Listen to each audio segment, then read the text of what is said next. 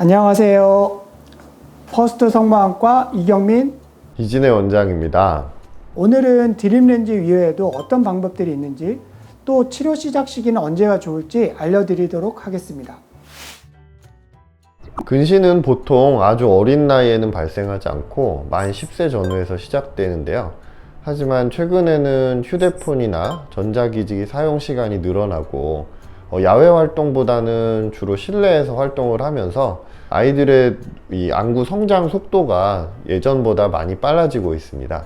그래서 요즘에는 만 4, 5세에서도 근시가 있는 아이들을 외래 진료를 보다 보면 종종 만날 수 있게 되었습니다.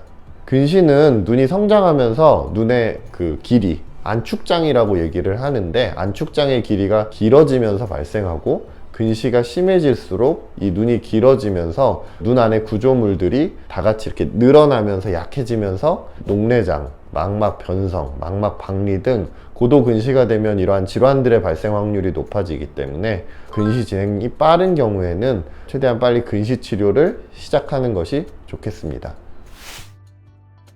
딱딱한 하드렌즈 재질로 되어 있는 드림렌즈는 밤에만 착용하고 낮에는 렌즈 없이 지내게 되는데요. 끼고 잔 다음날 하루 동안 시력 교정 효과가 있어서 안경을 안 써도 되는 장점이 있습니다. 드림렌즈는 보통 저학년 조도스 시기에 시작하는 것을 권장드립니다. 아이가 너무 어린 경우에는 협조가 잘 되지 않아 일반적으로 초등학교 들어간 이후에 시작하게 되는데요.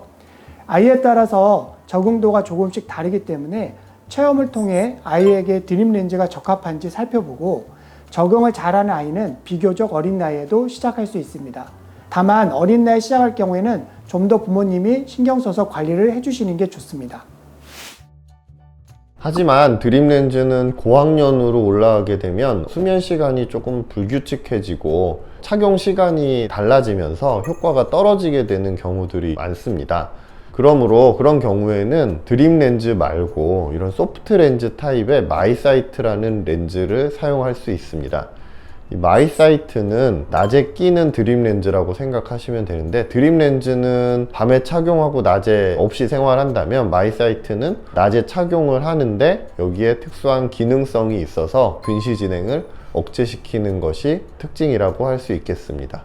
일반적으로 드림렌즈에 비해서 관리가 쉽고 소프트 렌즈이다 보니 이물감이 적어서 적응 시기가 따로 필요 없고, 고학년에 시작해야 되는 거는 아니고 저학년이라도 고도 근시인 경우 드림렌즈의 하드 재질을 잘 견디기 어려운 친구들은 소프트 렌즈 타입의 마이사이트를 사용해 볼 수 있습니다. 드림렌즈와 마이사이트 같은 렌즈의 방법을 설명을 드렸는데, 이런 렌즈의 방법 말고도 근시를 억제하는 방법이 있을까요? 마이오가드라는 안약 치료도 있습니다. 마이오가드는 렌즈를 끼기 어려워하는 아이들을 위해서 렌즈 대신 안약을 넣는 것으로 치료를 하면서 근시 진행을 억제하는 건데요. 이 마이오가드는 만 4세부터 눈 성장이 끝나는 만 15세 정도까지 사용하게 됩니다. 저농도 아트로핀 약물 치료와 같은 개념인데요. 아트로핀 안약은 1%의 고농도로 나와 있기 때문에 그대로 사용하지 못하고 인공 눈물로 희석을 해서 써야 했던 단점이 있었습니다. 마이오가드는 0.125%의 농도로 일회용으로 만들어졌기 때문에 임의로 희석하고 희석한 약을 또 따로 보관해야 되는 불편함 없이 편리하게 한 번에 사용할 수가 있습니다. 이 마이오가드는 자기 전에 눈에 한 번씩 점안을 해주면 되는데, 렌즈 착용이 어려운 어린 아이들에게 드림렌즈나 마이사이트 등을 사용하기 전에 약물 치료로 근시 억제를 먼저 시작할 수 있다는 장점이 있습니다.